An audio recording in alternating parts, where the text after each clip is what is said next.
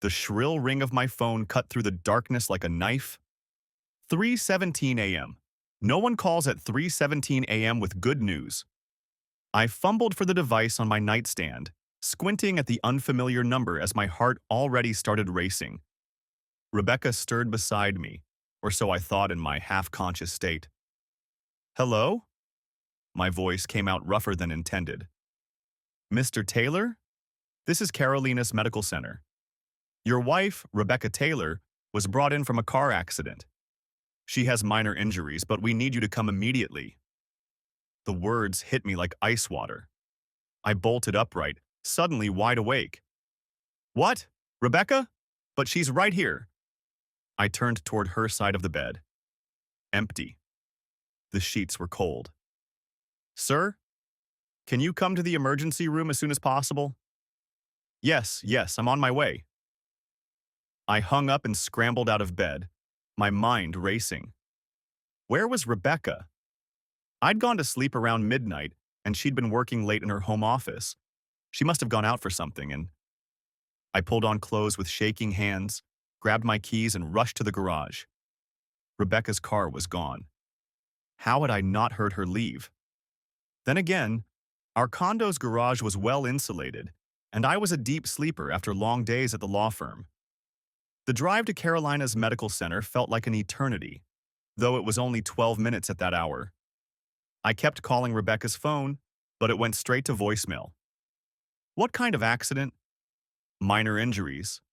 What did that mean exactly? My legal mind was already cataloging questions. Was another driver involved? Was she at fault?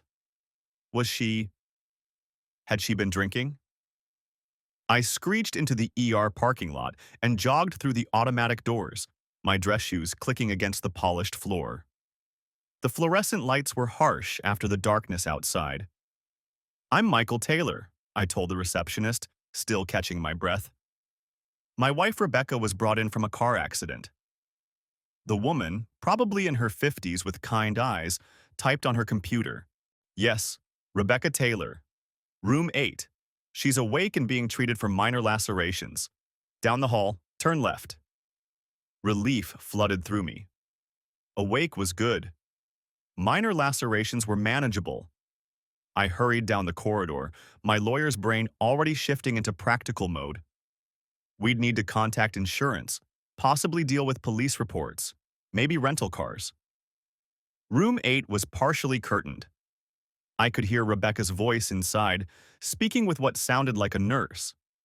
I pushed through the curtain, ready to wrap my wife in my arms and hear what happened. Rebecca was sitting up in the hospital bed, looking pale but alert. She had a few small bandages on her face and a larger one on her left arm.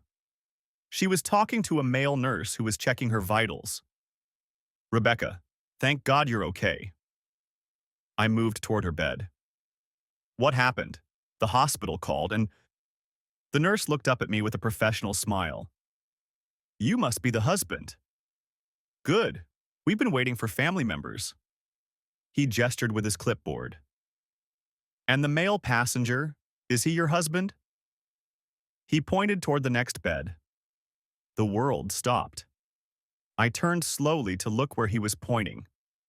In the bed adjacent to Rebecca's, partially hidden by another curtain, was a man I recognized. David Mitchell from Rebecca's company. He had similar injuries, bandages on his face and arms, and he was staring at me with an expression I can only describe as pure panic. "The male passenger," I repeated slowly, my voice sounding foreign to my own ears. Rebecca's face had gone white. "Michael, I can explain." "Explain what?" The words came out sharper than I intended. The nurse seemed to sense the tension and quietly stepped back. "Explain why you were in a car accident at 3 a.m. with—" I gestured toward David, who was now trying to sit up in his bed, looking like he wanted to crawl under it. "With him?" "It's not what you think," Rebecca started, but her voice was shaking. "Then what is it?" I moved closer to her bed, my lawyer instincts kicking in even as my personal world was crumbling. "Because what I think is that my wife was in a car with her male colleague at 3 a.m., and I'm just finding out about it from a hospital nurse." David finally spoke up, his voice strained. Look, Michael, this is a misunderstanding. Are you talking to me? I turned on him with a fury that surprised even me. Are you actually talking to me right now? Michael, please, Rebecca tried again. We were just… Where were you going? I cut her off. At 3 a.m. Where were you going? The silence stretched between us. I could hear the hum of medical equipment, distant conversations from other rooms, the squeak of shoes on linoleum. But neither Rebecca nor David said a word. I pulled out my phone and dialed a number I knew by heart. Who are you calling? Rebecca asked, panic creeping into her voice. The police, I said simply. I want to see the accident report. It took exactly 23 minutes for Officer Martinez to arrive with the preliminary report. 23 minutes of the most uncomfortable silence I'd ever experienced. Rebecca tried to talk to me twice, but I held up my hand both times. David attempted to leave, claiming he felt better, but the medical staff insisted he needed observation for a possible concussion. Officer Martinez was professional and thorough. The accident had occurred at 2:47 a.m. on Steel Creek Road, about 15 miles south of Charlotte. Rebecca's car had hit a guardrail during what appeared to be an attempt to avoid an animal in the road. At least, that's what both passengers had reported. Steel Creek Road, I repeated. And where exactly were you headed at that time of night? Rebecca and David exchanged a glance that told me everything I needed to know. We were… Rebecca started. David had… His car broke down, I said slowly. And he called you. At what time? Another silence. What time did David call you, Rebecca? I don't remember exactly. Check your phone. My voice was getting dangerously quiet. Check your call log. Rebecca's hand moved protectively over her purse. My phone was damaged in the accident. Officer Martinez consulted his notes. Actually, ma'am, your phone was found in the vehicle undamaged. It's in the bag with your other personal effects. He gestured to a clear plastic bag on the bedside table. I reached for the bag, but Rebecca grabbed my wrist. Michael, you're being unreasonable. I looked down at her hand on my arm, then up at her face. In 11 years of marriage, I'd never seen her look scared of me. But she did now. Am I? I pulled my arm free and took the bag. Rebecca's phone was indeed intact. Let's see how unreasonable I'm being. I powered on the phone. No password. Rebecca had never kept secrets from me before, had never needed to. The call log showed the last call made was at 1:47 a.m. to David's number. Duration, 37 seconds. You called him, I said, showing her the screen. At 1:47 a.m., you called David. I can explain that, David said quickly from his bed. My wife was… Your wife? I turned to him. Your wife? You mean Sarah? Mother of your 2 children, Sarah? David's face crumpled. Look, this isn't what it looks like. Really? Because what it looks like is that my wife called her married colleague at almost 2 a.m., they met up somewhere, and they were driving around together in the middle of the night. What it looks like is that when the car crashed, you were both thrown around inside because you weren't wearing seatbelts. What it looks like, I said, my voice getting harder with each word, is exactly what I think it looks like. I turned back to Rebecca. How long? Michael, how long has this been going on? She closed her eyes. When she opened them, they were filled with tears. It's not what you think. It's not some sordid affair. We care about each other. It's real, Michael. What David and I have is real. The words hit me like a physical blow. Not denial, admission, and worse, justification. How long? I repeated. 6 months, she whispered. I stood there for a moment, processing. 6 months. Half a year of lies, deception, betrayal. Half a year of coming home to a woman who was living a double life. Half a year of being made a fool of. 6 months, I said finally. 6 months of this caring about each other. Michael, I never meant for you to find out this way. I was going to tell you. We both were going to leave our marriages and leave our marriages. I looked at David, who was staring at the ceiling like he wanted to disappear. Sarah knows? No, he said quietly. Not yet. But you were going to tell her. Both of you were going to break up your families for this real thing you have. Rebecca was crying now. I know how it sounds, but Michael, we haven't been happy for years. You know that. We're like roommates who happen to share a bank account. The casual cruelty of that statement, delivered while she lay in a hospital bed after spending the night with another man, was breathtaking. Roommates, I repeated. Yes, we barely talk anymore except about schedules and bills. When was the last time we had a real conversation? When was the last time you asked me how I was feeling, what I was thinking about? I stared at her. When was the last time you gave me the chance? You've been living a lie for 6 months, Rebecca. Every conversation we've had, every meal we've shared, every time you've said, I love you, it's all been a lie. That's not fair. Fair. My voice rose, and Officer Martinez shifted uncomfortably. You want to talk about fair? Fair would have been having this conversation 6 months ago. Fair would have been telling me you were unhappy instead of sneaking around with a married man. Fair would have been ending our marriage before you started your new relationship. I turned to David. And you. Does your wife think you're working late tonight? Does she know you're in a hospital bed because you were out with another woman? David couldn't meet my eyes. I'm going to tell her everything. When? When were you going to tell her? Before or after you and Rebecca left your spouses and rode off into the sunset together?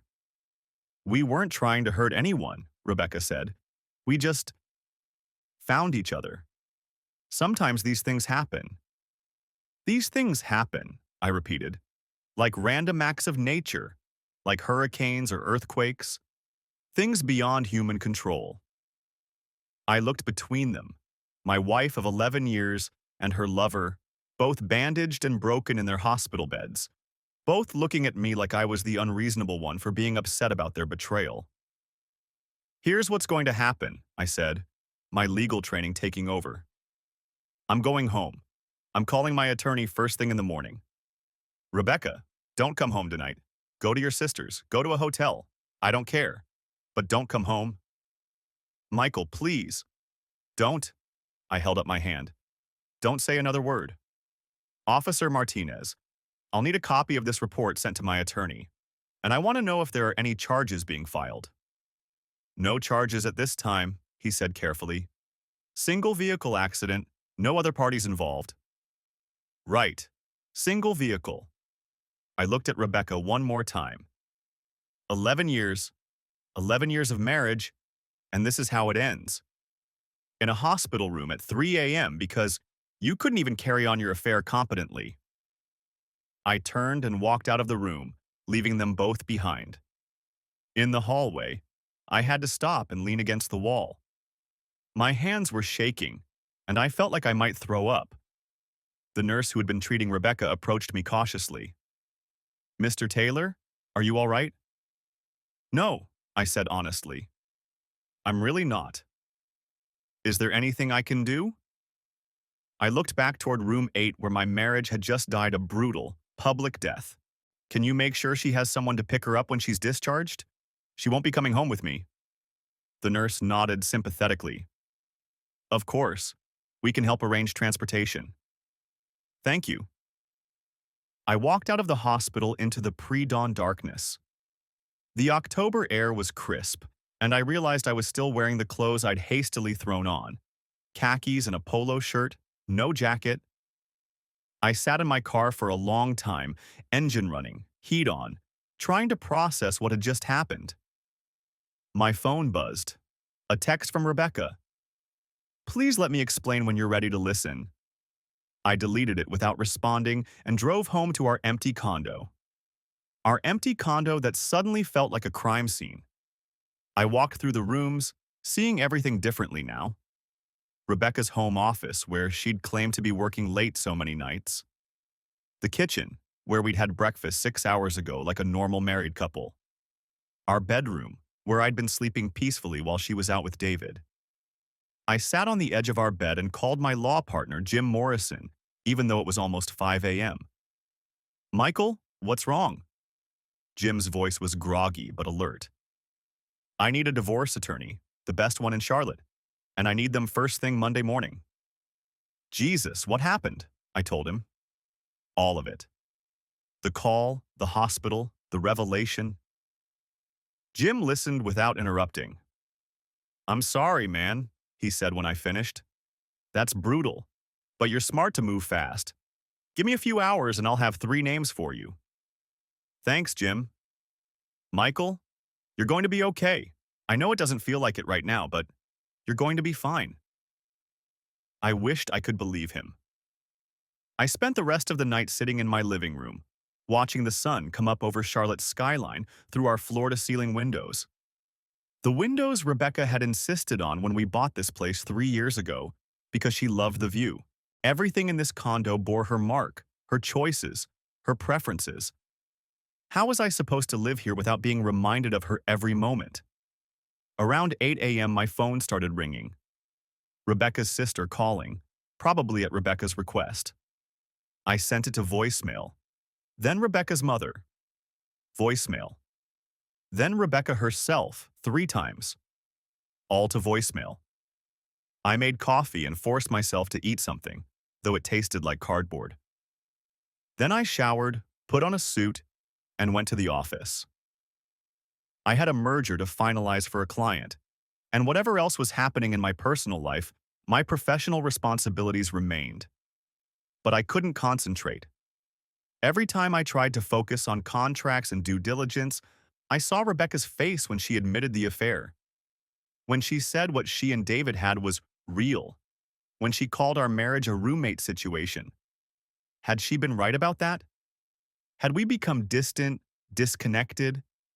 I thought back over the past year, trying to remember the last time we'd had a meaningful conversation that wasn't about logistics. When had we stopped talking and started just coordinating? But even if she was right, even if our marriage had become routine, that didn't justify betrayal. That didn't excuse 6 months of lies and deception. If she was unhappy, she should have talked to me. She should have suggested counseling or separation or something other than sneaking around with David Mitchell. David. I knew him peripherally through Rebecca's work events. Pleasant enough guy, seemed devoted to his family. I'd met his wife Sarah at a company Christmas party 2 years ago. Nice woman, worked part-time as a nurse while raising their kids. She had no idea what was coming. My intercom buzzed. Michael, Jim Morrison's here to see you. Send him in. Jim walked into my office carrying a legal pad and wearing a grim expression. I've got those names for you, but first, I want you to take a step back and think about this. Think about what? About whether you want to go nuclear or try to salvage something. I stared at him. Salvage what? My wife has been sleeping with another man for 6 months. She admitted it to my face last night. What exactly am I supposed to salvage? Your financial future, for one thing. Nuclear divorces are expensive, Michael. They destroy wealth for both parties. Sometimes it's better to be strategic. I am being strategic. I want her out of my life as completely as possible. Jim sat down across from my desk. Okay, then we're talking about war. And if you want war, you need to understand what that means in North Carolina. He opened his legal pad. First, the good news. North Carolina is one of the few states that still has alienation of affection laws. You can sue David personally for destroying your marriage. If you can prove the affair caused the divorce, you could be looking at substantial damages. How substantial? Depends on your income, your lifestyle, the impact on your earning capacity. But given your combined household income and David's apparent financial resources, we could be talking six figures, maybe more. That got my attention. What else? North Carolina is also a fault state for divorce. Rebecca's adultery will affect alimony calculations. She's probably not getting spousal support, and if she does, it'll be limited. Good. Property division is equitable distribution, not community property, so we have some flexibility there. Given that you've been the primary breadwinner and she's been cheating, we can probably negotiate a favorable split. Jim leaned forward. But Michael, you need to understand something. If you go this route, alienation of affection, fault-based divorce, fighting over every asset, this is going to get ugly. Rebecca will fight back. She'll dig up every flaw in your marriage, every argument you've had, every way you failed as a husband. She'll make you the villain to justify her actions. Let her try. Are you prepared for that? Are you prepared to have your private life dissected in court documents? To have colleagues and friends reading about your marriage problems in legal filings? I thought about it. As a corporate attorney, I understood the public nature of legal proceedings. But I also understood something else. Rebecca had already humiliated me. She'd already made me a fool. At least this way, I could fight back. Yes, I said. I'm prepared for that. Jim nodded. Then we're going to war. Here are your 3 options for counsel. He handed me a sheet with 3 names and phone numbers.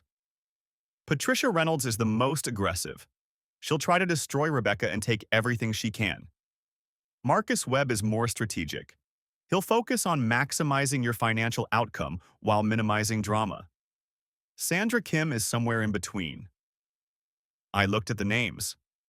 I knew Patricia Reynolds by reputation. She was known for representing high-net-worth men in bitter divorces. Her motto, according to office gossip, was, "Leave them with nothing but regret." I want to meet with Reynolds first. I figured. I already called her. She can see you at 2 p.m. today. Thanks, Jim. I owe you. No, you don't. Just take care of yourself. And Michael? Whatever happens, don't let this make you bitter. Rebecca screwed up, not you. Don't let her actions change who you are. After Jim left, I tried again to focus on work, but it was hopeless. I kept thinking about Rebecca's words. We haven't been happy for years. Had I been blind to her unhappiness? Had I been a bad husband? I pulled up our shared calendar on my computer, looking back over the past 6 months. Rebecca's schedule had definitely changed. More travel, more evening events, more weekend work. I'd assumed it was related to her promotion in September. Now I realized it was probably when the affair intensified. September. That would have been about a month after the affair started, according to her timeline. I scrolled back further, looking for clues I'd missed. In July, Rebecca had gone to a healthcare marketing conference in Atlanta. 3 days. Had David been there too? I opened my laptop and did something I'd never done before.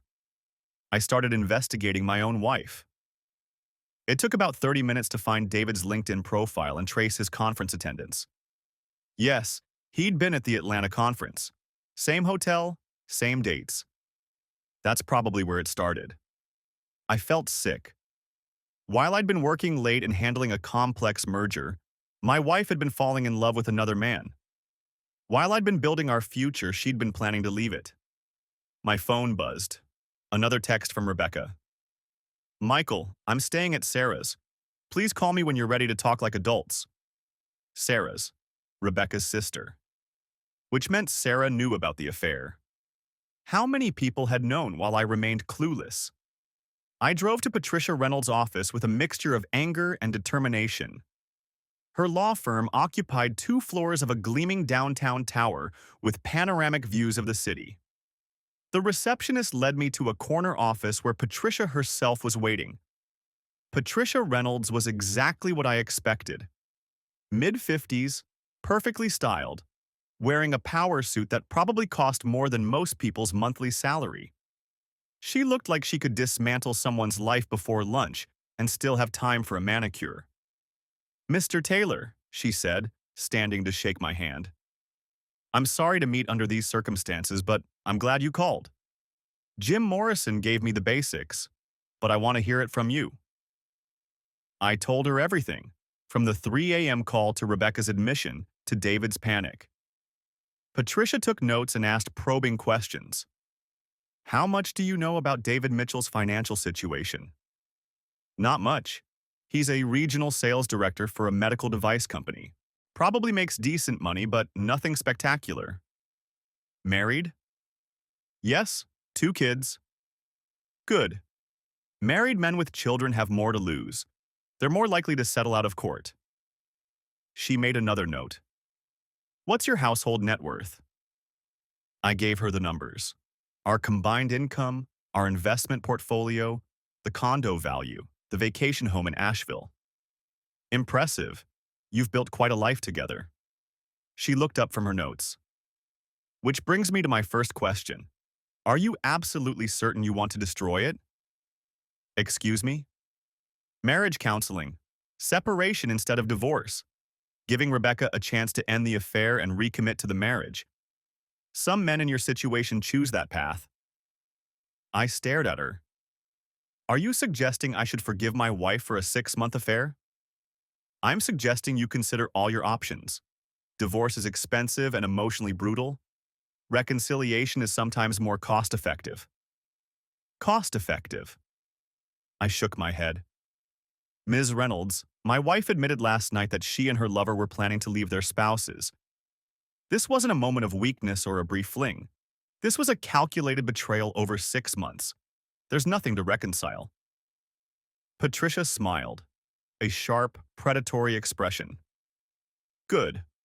I prefer clients who are certain, because once we start this process, there's no going back.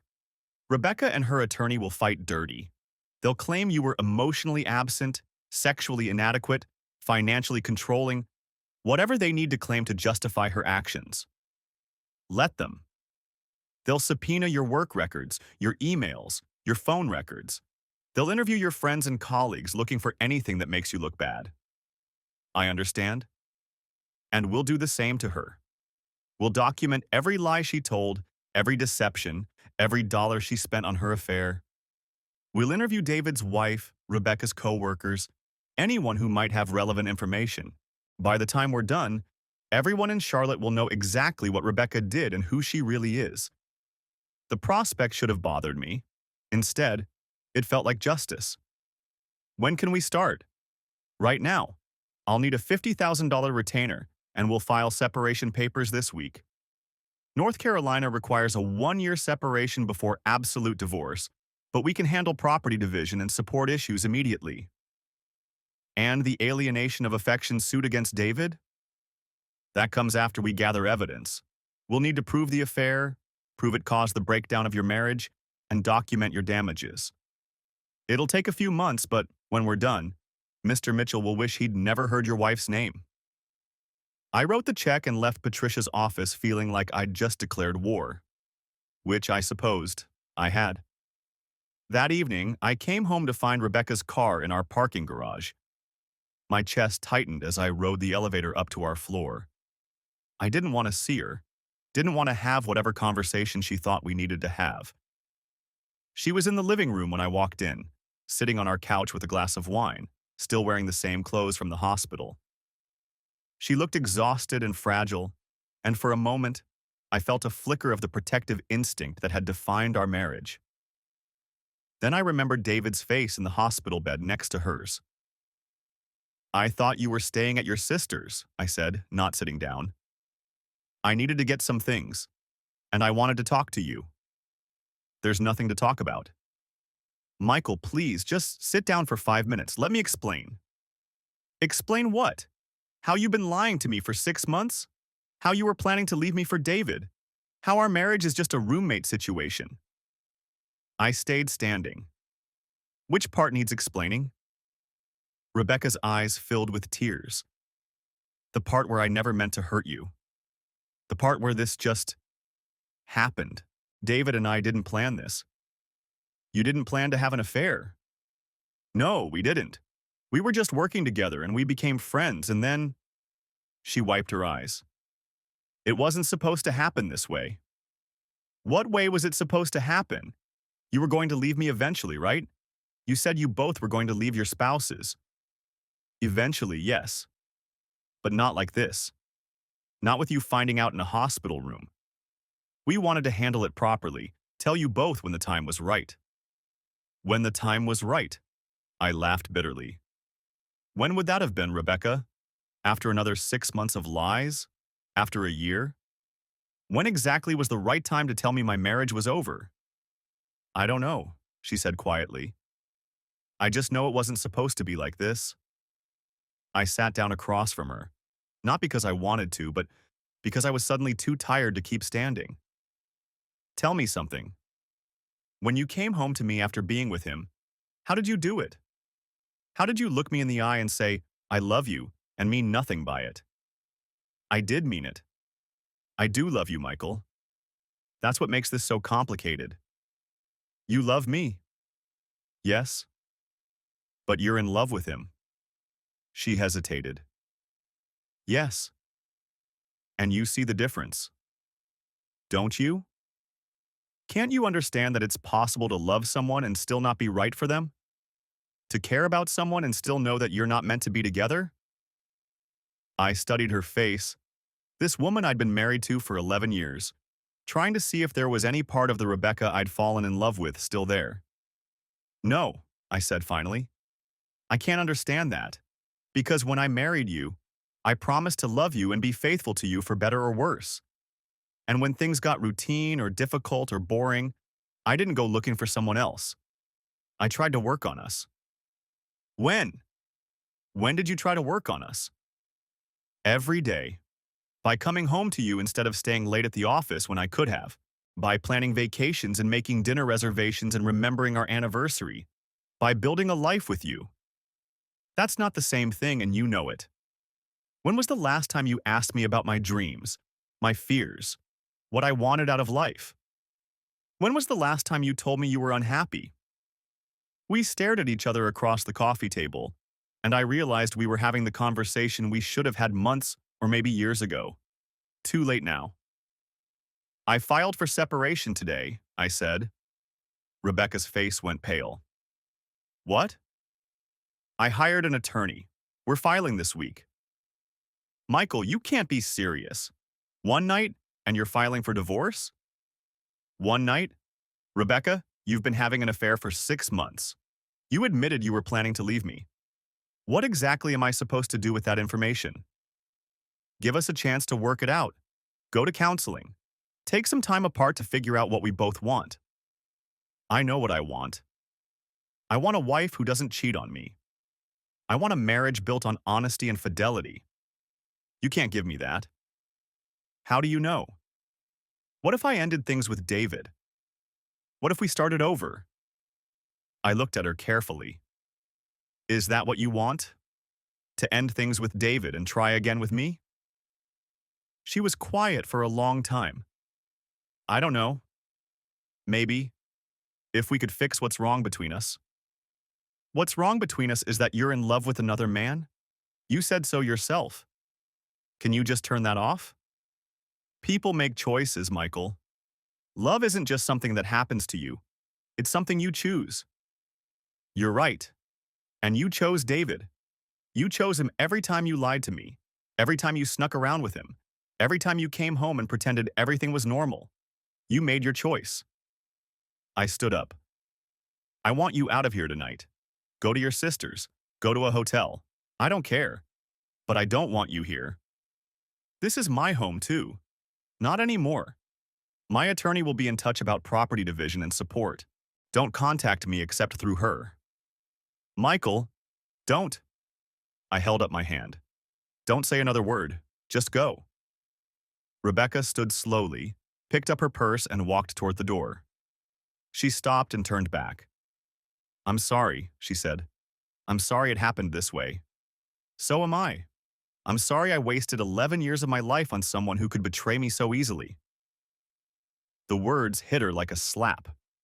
She flinched, and for a moment, I felt guilty for being so cruel. Then I remembered where she'd been at 3 a.m., and the guilt vanished. After she left, I poured myself a scotch and stood at our windows, looking out at the Charlotte skyline. Somewhere out there, David Mitchell was probably having a similar conversation with his wife. I wondered if Sarah was as blindsided as I had been, or if she'd suspected something. I thought about calling her, warning her about what was coming. But that wasn't my responsibility. David would have to face his own consequences. My phone buzzed with a text from Patricia Reynolds. Separation papers will be ready for filing tomorrow. I'll need Rebecca's current address for service. I texted back Sarah's address and poured another scotch. The next few days passed in a blur of legal paperwork and professional obligations. Patricia was as ruthless as advertised. Within 48 hours, she'd filed separation papers, requested temporary spousal support hearings, and begun the process of asset documentation. Rebecca hired her own attorney, someone from a smaller firm who specialized in collaborative divorce. I almost laughed when Patricia told me. Collaborative divorce? As if there was anything collaborative about what Rebecca had done. The real blow came Thursday morning. Patricia called me at the office with news that made everything else seem trivial. I've been investigating David Mitchell's background, she said. We may have a problem. What kind of problem? He's been having financial difficulties, significant ones. Credit card debt, mortgage problems, car loans. The man is leveraged to the hilt. Why is that a problem for us? Because it affects our alienation of affection case. If he doesn't have assets, we can't collect damages, and it might explain why he was interested in Rebecca in the first place. That hit me like a punch to the gut. You think he targeted her for her money? It's possible. A marketing director making 6 figures, married to a corporate attorney. Your household income probably looked very attractive to someone drowning in debt. I sat back in my chair, processing this new information. Had Rebecca been naive enough to fall for someone who was using her? Or had she known about David's financial problems and not cared? There's more, Patricia continued.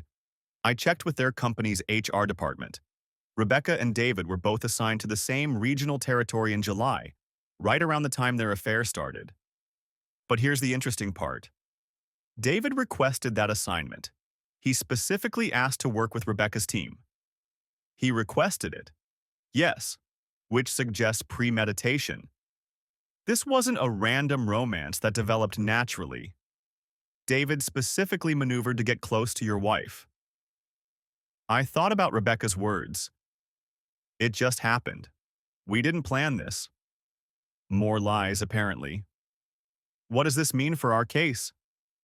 It strengthens it considerably. If we can prove David deliberately pursued a married woman for financial gain, we're looking at enhanced damages. This wasn't just an affair. It was predatory behavior. After I hung up, I sat in my office staring out at the city. How had I misjudged so badly? How had I not seen that my wife was vulnerable to this kind of manipulation? Then I realized something that made me even angrier. Maybe Rebecca had known. Maybe she'd known about David's financial problems and hadn't cared. Maybe she'd even liked the idea of being someone's financial salvation. Maybe it made her feel needed in a way our stable, successful marriage never had. That afternoon, I got a call from Rebecca herself. I almost didn't answer, but curiosity won out. What do you want, Rebecca? I wanted to warn you about something. David's wife found out. Found out what? About us. Everything. Someone told her about the accident and she put it together. Good. She deserved to know. Michael, she's not handling it well. She called my office, screaming at me. She threatened to call your law firm and tell them about the affair. I almost smiled. Is that supposed to worry me? My partners already know. I told them myself. She also said she's going to sue me. Something about alienation of affection. That's interesting. I'm filing the same suit against David. There was silence on the other end of the line. You're suing David? I'm destroying David. By the time my attorney is finished with him, He'll wish he'd never heard your name. Michael, that's cruel. His children will suffer. His children are suffering anyway. Their father is a liar and a cheat who targeted a married woman for financial gain. They were going to find out eventually. Financial gain? What are you talking about? Oh, Rebecca, you really don't know, do you? I couldn't keep the pity out of my voice. David is broke, deeply in debt. Credit cards, mortgage, car loans. The man is drowning financially. And then he met you. Successful marketing director married to a corporate attorney. What a lucky coincidence. That's not true. David loves me. David requested the work assignment that put him on your team. He specifically asked to work with you. This wasn't some random romance, Rebecca. You were targeted. The silence stretched so long I thought she'd hung up. Rebecca? Are you there? Yes? Her voice was small, broken. Now, do you understand why I can't forgive this? It wasn't just an affair. You were played. And instead of coming to me when you were unhappy, instead of trying to work on our marriage, you fell for the first man who paid attention to you. I have to go, she said, and hung up. I felt a moment of satisfaction, followed immediately by emptiness. Hurting Rebecca didn't make me feel better. It just made everything feel more pointless. That evening, I drove out to David and Sarah's neighborhood. I didn't have a plan. I just wanted to see where the other half of this disaster lived. Their house was in a decent suburb, but Patricia had been right about the financial problems. The lawn needed work, the driveway had cracks, and there was a for sale sign in the yard. As I sat in my car across the street, Sarah Mitchell came out to get the mail. She looked exhausted, older than I remembered from the Christmas party. When she saw me, she stopped and stared for a moment, then walked over to my car. I rolled down the window. "You're Michael Taylor," she said. Not a question. "Yes, I'm sorry to bother you. You just wanted to see the other victims." She leaned against my car door. "David told me everything. About the affair, about the accident, about your lawsuit." "I'm sorry, Sarah. I know this isn't your fault." "No, it's not." Her voice was bitter. "But I'm paying for it anyway. Lost my marriage, have to sell my house, explain to my children why Daddy doesn't live here anymore." "Where is David now?" "Staying at his brother's. I filed for divorce yesterday." She straightened up. "I hope you take him for everything he's worth." Which isn't much, unfortunately. "Sarah, if there's anything I can do," "There isn't. But thank you for saying it." She looked back at her house. 11 years. That's how long I was married to him. I thought I knew him. 11 years. That's how long I was married to Rebecca. Funny how you can live with someone for over a decade and not really know them at all. She stepped back from my car. "Good luck with your lawsuit, Michael. I hope you get justice." I drove home feeling worse than before. Sarah Mitchell was collateral damage in this whole mess, and there was nothing I could do to fix that. Her children would grow up in a broken home because their father couldn't keep his promises. Just like I was learning that promises meant nothing to some people. The next few weeks settled into a grim routine. Days at the office trying to focus on work, evenings alone in a condo that felt like a mausoleum of my failed marriage. Rebecca's belongings were still everywhere. Her books, her artwork, her coffee mug in the kitchen cabinet. I couldn't bring myself to pack them up, but I couldn't stand looking at them either. Patricia kept me updated on the legal proceedings. Rebecca's attorney was pushing for substantial spousal support, claiming she'd sacrificed her career advancement to support mine. It was nonsense. Rebecca had always been ambitious and successful, but divorce attorneys say whatever they need to say. The alienation of affection case against David was proceeding more slowly. Patricia's investigators were documenting everything: David's debts, his work history, the timeline of his pursuit of Rebecca, the financial benefits he would have gained from her income. It was ugly, but necessary. 3 weeks after the hospital incident, I was working late when Patricia called with an update that changed everything. David Mitchell wants to settle, she said without preamble. Settle what? The alienation of affection case. His attorney called this afternoon. They want to negotiate a financial settlement to avoid trial.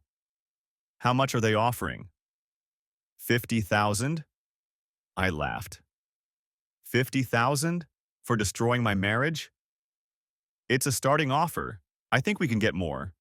The question is whether you want to settle or go to trial. What are the advantages of each? Trial gives us the chance for a larger judgment, but it's expensive and public. Settlement is faster and guaranteed, but probably less money. How much less money? If we settle, I think we can get them up to 150, maybe 200,000. If we go to trial and win, we could get 3 to 500,000. But if we lose, we get nothing and you're out legal fees. What are the chances of losing? Low, given the evidence we have, but you never know what a jury will do. I thought about it. $200,000 was substantial, but it wasn't really about the money. It was about accountability, about making David face consequences for his actions. I want to meet with him, I said. What? I want to sit down with David Mitchell face to face before we decide anything. Can you arrange that? Michael, that's not a good idea. There's no legal advantage to meeting with him, and it could create problems for our case. I don't care about legal advantages. I want to look him in the eye and hear him explain himself. Patricia sighed. If you insist. But I'll be there, and we're not negotiating anything. This is just a conversation. Fine. The meeting was scheduled for the following Friday at Patricia's office. I spent the week thinking about what I wanted to say to David, what questions I needed answered. But when Friday came, I realized I didn't have questions. I just wanted to see if he felt any remorse for what he'd done. David looked terrible. He'd lost weight, and there were dark circles under his eyes. He was dressed in a cheap suit that had seen better days, and he couldn't meet my eyes when he walked into the conference room. His attorney was a young woman who looked like she'd rather be anywhere else. Patricia sat beside me, legal pad ready, watching David like a hawk studying prey. Mr. Mitchell, I said when everyone was seated. Thank you for coming. David nodded but said nothing. I asked for this meeting because I wanted to understand something. Why my wife? Why Rebecca? David finally looked at me. I don't know what you mean. Sure you do. You requested to work with her team. You pursued her specifically. Why her? David's attorney put her hand on his arm, but he shook his head. It wasn't like that. It wasn't calculated. No? Then explain it to me. We just connected.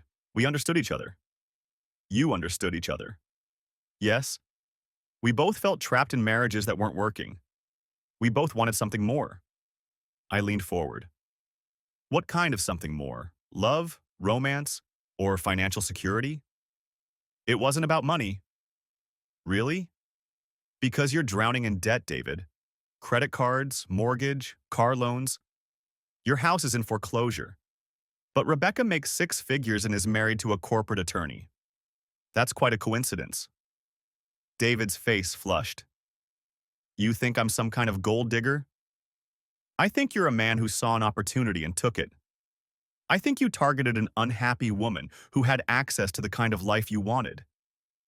That's not true. Then why haven't you told Rebecca about your financial problems?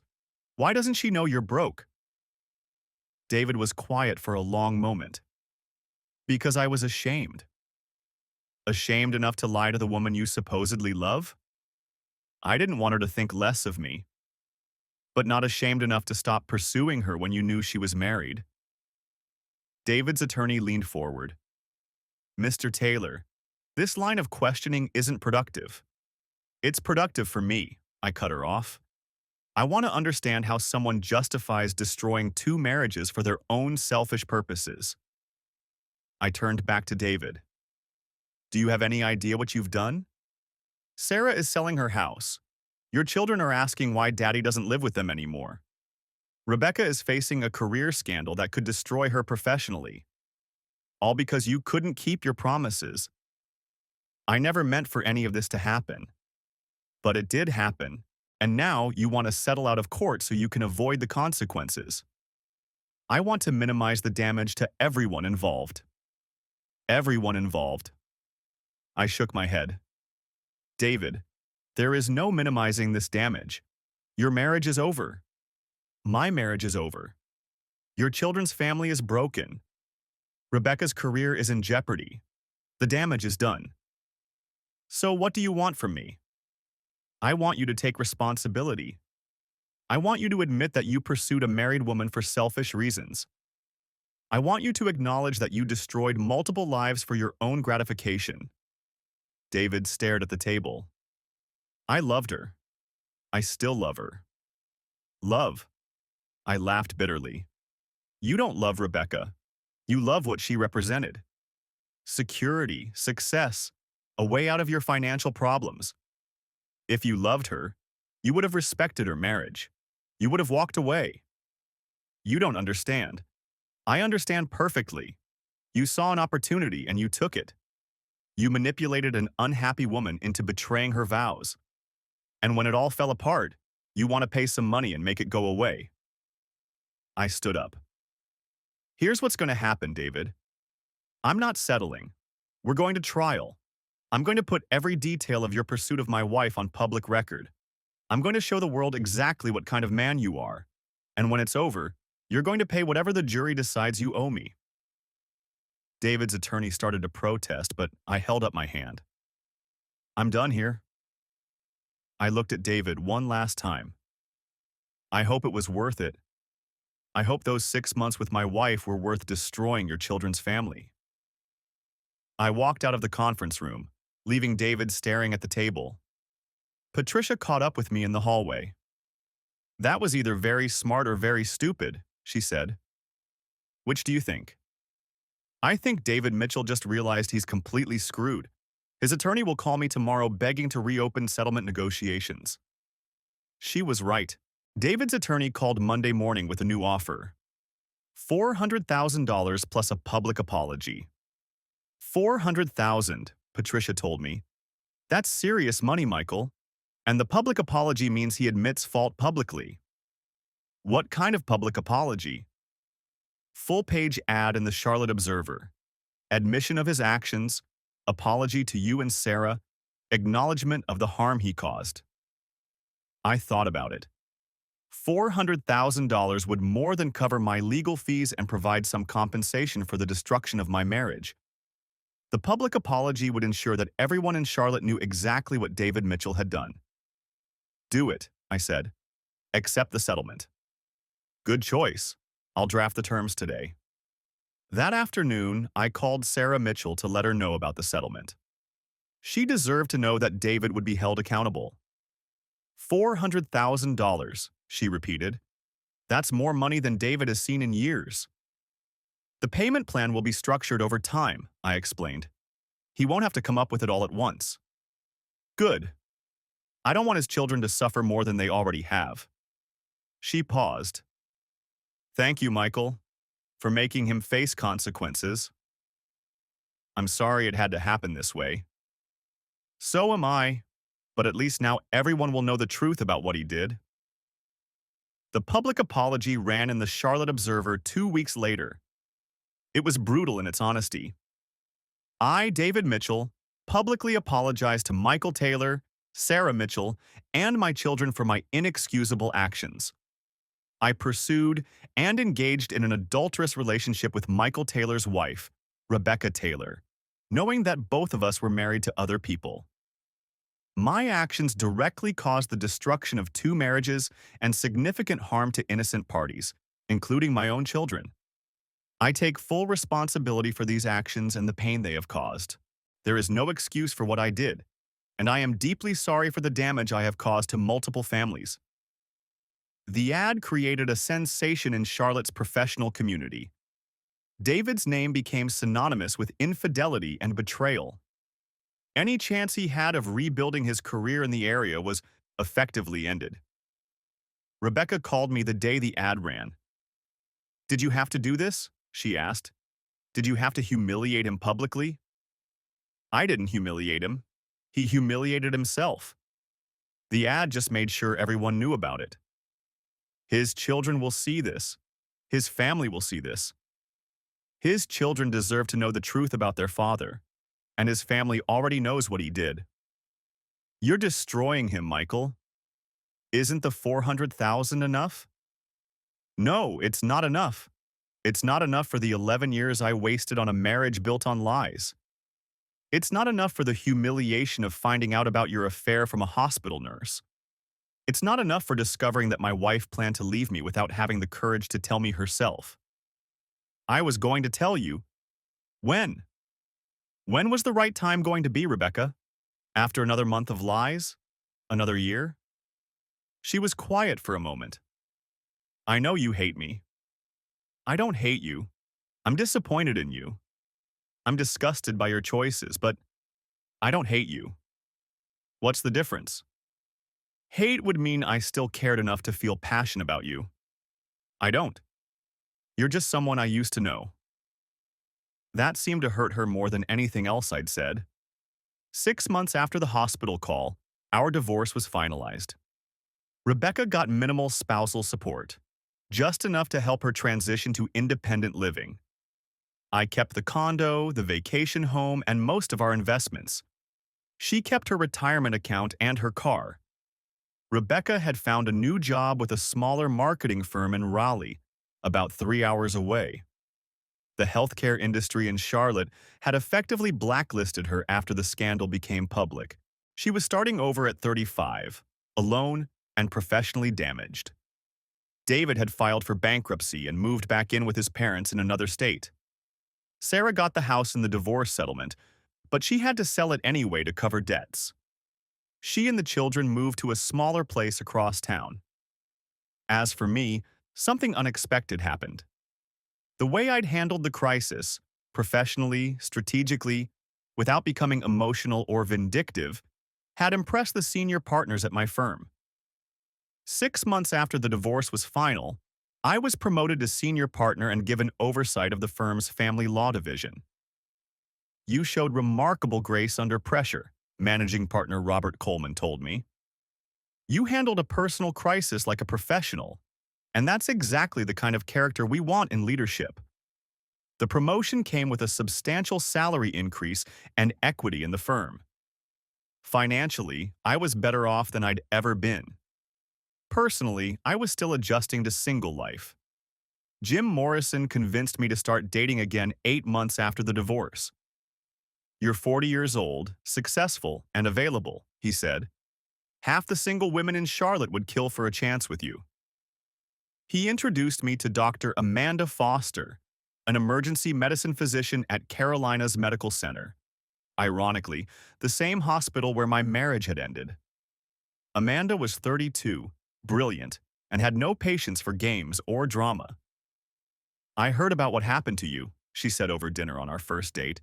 Your ex-wife and her affair partner. That must have been devastating. It was, but it's over now. Good. I don't date men who are still angry about their exes. Life's too short. Amanda was everything Rebecca hadn't been. Direct, honest, focused on her career, and completely uninterested in playing the victim when life got difficult. She worked 12-hour shifts in the ER, saved lives on a daily basis, and never complained about being tired or stressed. I like competent people, she told me on our third date. People who handle their responsibilities without drama. You seem like someone who solves problems instead of creating them. 6 months later, we were living together. A year after that, I proposed. Amanda said yes immediately. I've been waiting for you to ask, she said. I don't like uncertainty in my personal life any more than I do in my professional life. We were married in a small ceremony at the country club where Rebecca and I had been members. Some of the same people who had attended my first wedding were there, but the tone was completely different. There was no drama, no family politics, no stress about details. Amanda had planned the entire event like a medical procedure, efficiently, thoroughly, with contingencies for every possible problem. This is how marriage should feel, my mother told me during the reception. Easy, natural. Like you both chose this because it makes sense, not because you're trying to prove something. She was right. Marrying Amanda felt like the most logical decision I'd ever made. We were compatible professionally, intellectually, and personally. We shared similar values about work, money, and family. We respected each other's careers and independence. Most importantly, we were honest with each other. When Amanda was stressed about a difficult case, she told me. When I was frustrated with a client, I told her. When we disagreed about something, we discussed it directly instead of letting resentment build. 2 years after marrying Amanda, I was named managing partner of the firm. At 43, I was the youngest managing partner in the firm's history. My crisis management during the divorce had become something of a legend in Charlotte's legal community. You turned personal disaster into professional opportunity, a colleague told me. That's either brilliant strategy or incredible luck. Maybe both, I said. Rebecca, meanwhile, had struggled to rebuild her career. The Charlotte marketing community was small and tight-knit, and word of the affair had followed her to Raleigh. She'd been laid off twice in 3 years and was currently working for a small firm that specialized in medical device marketing, a step down from her previous position. I learned this from mutual friends, not because I kept tabs on her. Occasionally, someone would mention seeing her or hearing about her struggles, but I felt nothing about it. No satisfaction, no sympathy, no anger. She was just someone from my past, like a college roommate or a former neighbor. David had fared even worse. The bankruptcy had destroyed his credit, and his professional reputation had been ruined by the public apology. He was working in sales for a small company in another state, making a fraction of his previous income. Sarah had remarried, a decent man who treated her children well. She seemed happy, which I was glad to hear. 5 years after the 3 a.m. call, I was speaking at the Charlotte Bar Association's annual dinner. The topic was crisis management and professional ethics. I stood at the podium, looking out at 300 of Charlotte's most successful attorneys, and shared what I'd learned. Crisis reveals character, I began. When everything falls apart, when your personal life implodes, when you're faced with betrayal and humiliation, you have a choice.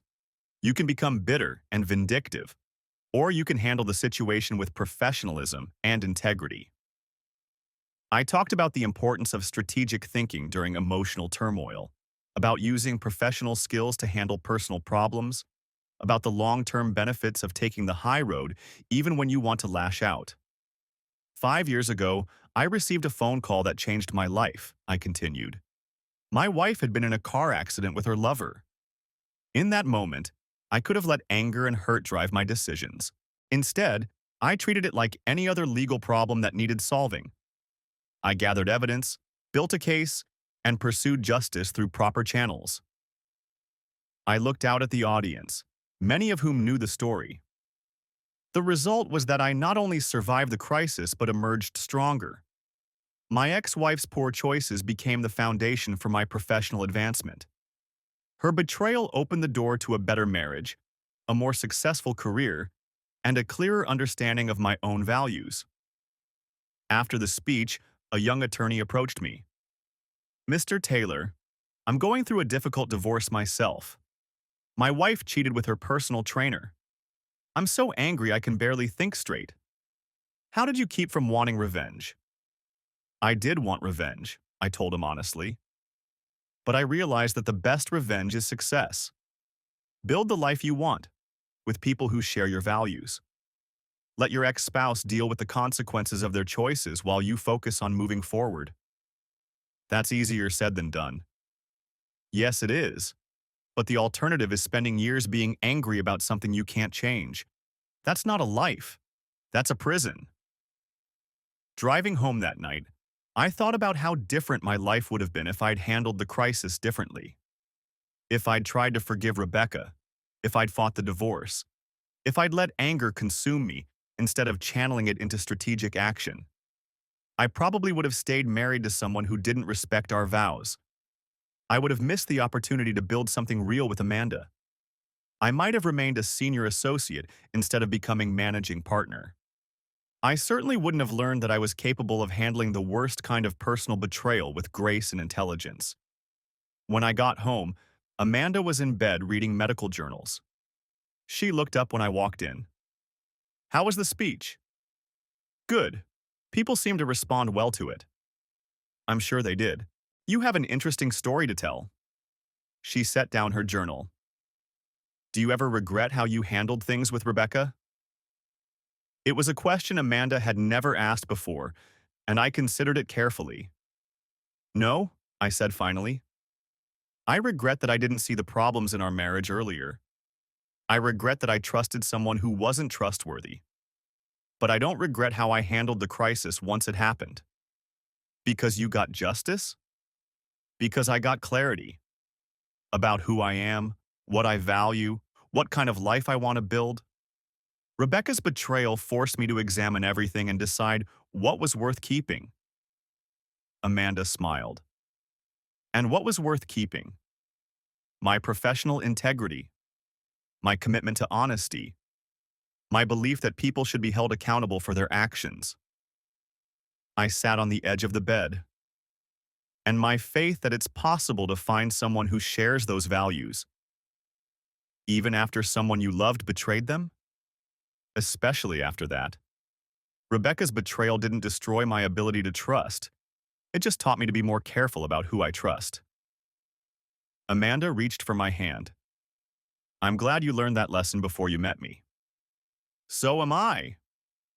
Looking back now, 7 years after that 3 a.m. phone call, I can see that it was the best thing that ever happened to me. Not because I enjoyed the pain or humiliation, but because it forced me to confront hard truths about my marriage, my values, and my own character. Rebecca had been right about one thing. Our marriage had become routine, comfortable but passionless. We'd stopped growing together and started simply coexisting. If the affair hadn't happened, we might have stayed married for decades, living parallel lives, settling for mediocrity. Instead, her betrayal gave me the opportunity to start over with someone who was genuinely compatible with me. Amanda and I don't just love each other, we respect each other, challenge each other, support each other's ambitions. We're partners in the truest sense of the word. The legal victory over David was satisfying, but the real victory was discovering that I could survive the worst kind of betrayal and emerge stronger. That I could handle a personal crisis with the same strategic thinking I brought to professional challenges. That I could choose integrity over revenge, even when revenge would have felt better in the moment. Sometimes I wonder what would have happened if Rebecca had simply been honest about her unhappiness from the beginning. If she'd suggested counseling or separation, or simply told me she wasn't in love with me anymore. We could have ended our marriage with dignity, divided our assets fairly, and wished each other well. But she didn't choose honesty. She chose deception, betrayal, and ultimately, destruction. Those choices had consequences for her, for David, for their respective families. I didn't create those consequences. I simply made sure they were enforced. In the end, that 3 a.m. phone call didn't just end my marriage. It began my real life. The life I was meant to live, with someone who valued the same things I did, built on a foundation of honesty and mutual respect.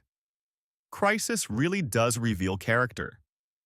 And sometimes, when you discover that someone you loved lacks the character you thought they had, the best thing you can do is build a better life without them. 3 months ago, Amanda and I welcomed our first child, a daughter we named Grace. As I held her in the hospital, a different hospital than where my first marriage ended, I thought about the family we're building together. A family based on honesty, commitment, and shared values. Grace will grow up knowing that her parents chose each other carefully, that we didn't settle for convenience or comfort, that we built something real together.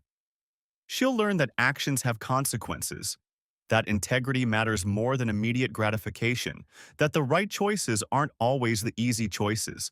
Most importantly, she'll learn that sometimes the worst thing that happens to you can become the foundation for the best thing that ever happens to you. That crisis, handled with wisdom and grace, can become opportunity. That's the real lesson of the 3 a.m. call. Not that people will betray you, but that you can survive betrayal and build something better. Not that marriage is fragile, but that the right marriage is worth waiting for. Not that love is a risk, but that love based on shared character and values is the safest investment you can make. As I write this, Rebecca is reportedly engaged to someone new, a marketing executive she met in Raleigh. I wish her well. I hope she's learned from her mistakes and found someone who makes her genuinely happy. I hope she's built a relationship based on honesty this time. David, according to the last report I heard, is still struggling financially and professionally. He never remarried, never fully recovered from the public scandal. His children see him every other weekend, and he's apparently a devoted father despite his failures as a husband. I hope he's learned from his mistakes too. Sarah remarried 3 years ago to a teacher who adopted David's children. They seem happy and stable, which is the best possible outcome for those kids. Sarah sent me a wedding announcement, which I thought was a gracious gesture. She deserved happiness after everything she went through. As for me, I'm exactly where I should be. Managing partner of a successful law firm, married to an extraordinary woman, father to a beautiful daughter, active in my community, financially secure, and professionally respected. None of that would have been possible if I'd stayed married to Rebecca, if I'd tried to forgive the unforgivable, if I'd let emotion override judgment. The 3 a.m. call that ended my first marriage began my real life. And for that, despite all the pain it caused at the time, I'm grateful. Sometimes the worst phone call you ever receive is the one that saves you from a life you didn't realize wasn't worth living. Sometimes betrayal is the gift that reveals who people really are, and who you really are too. 7 years later, I sleep peacefully next to a woman who would never lie to me, in a home built on mutual respect and shared dreams, secure in the knowledge that I made the right choices when everything fell apart. The 3 a.m. call woke me up in more ways than one, and I've been wide awake ever since.